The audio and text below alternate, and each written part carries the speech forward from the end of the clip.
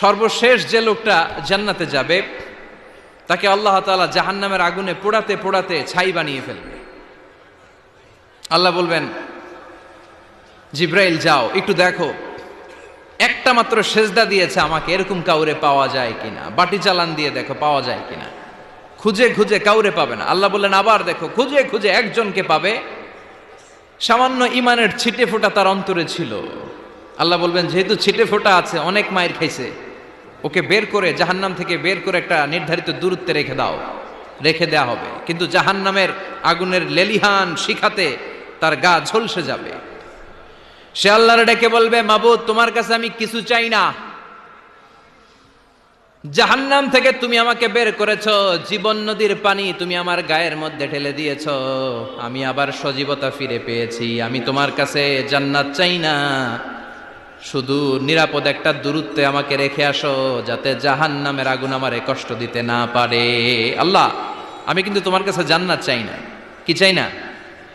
জান্নাত চাই না, কিন্তু জাহান্নামের আগুন আমারে কষ্ট দিচ্ছে, এতটা দূরত্বে রাখো যাতে জাহান্নামের আগুন আমার গায়ে না লাগে। আল্লাহ বললেন, ওকে রাখবো, কিন্তু আমার সাথে একটা কন্ট্রাক্টে যেতে হবে, যে এটা তোমাকে দিলে তুমি আর নতুন করে কিছু চাবা না।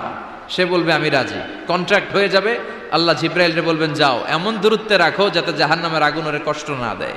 রেখে আসা হবে, অনেক দিন সে ওখানে আনন্দে থাকবে, আল্লাহ শুকরিয়া করবে। সে মনে মনে বলবে, বেঁচে গিয়েছি, আমি বেঁচে গিয়েছি, জীবনে আর কিছু চাই না, জাহান্নাম থেকে আমি বেঁচে গিয়েছি।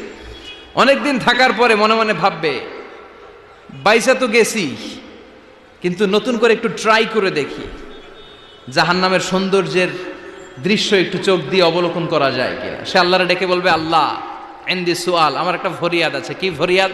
আল্লাহ আগেই বলে রাখি, আমি কিন্তু জান্নাতে যেতে চাই না। আল্লাহ বলবেন, কি চাও? সে বলবে, আল্লাহ তোমার জান্নাতটা তুমি কত সুন্দর করে বানিয়েছো, আমি একটা নজর শুধু দেখতে চাই। জান্নাতের দরজার সামনে নিয়ে যদি আমারে বসিয়ে রাখো, দ্যাটস ইনাফ, আর কিছু চাই না, শুধু জান্নাতের দরজার সামনে। আল্লাহ বললেন, তুই না ওয়াদা করেছিস, তুই না চুক্তি করেছিস। সে বলবে, আল্লাহ আমারে হতভাগা বানাইয়া তোমার কি লাভ? সুবহানাল্লাহ পড়েন। আমারে তুমি হতভাগা বানিও না। আল্লাহ বলে, ঠিক আছে, আবার সিগনেচার কর যে জান্নাতের দরজার সামনে বসিয়ে দিলে আর কিছু চাবি না। সে সিগনেচার করে বলে, আমি চাবো না। আল্লাহ বললেন, জিব্রাইল বেচারারে ধরে জান্নাতের গেটের সামনে বসায় দে।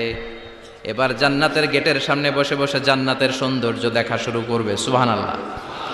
এমন সৌন্দর্য যেটা চোখ দিয়ে কেউ দেখে নাই, কান দিয়ে শোনে নাই। ওই সৌন্দর্য চোখে দেখে, কান দিয়ে আওয়াজ শোনে, মাগার ভোগ করতে পারে না। অন্তরে জ্বালা আছে না নাই? এয়ার কন্ডিশনের রুমে ঢুকতে না পারলেও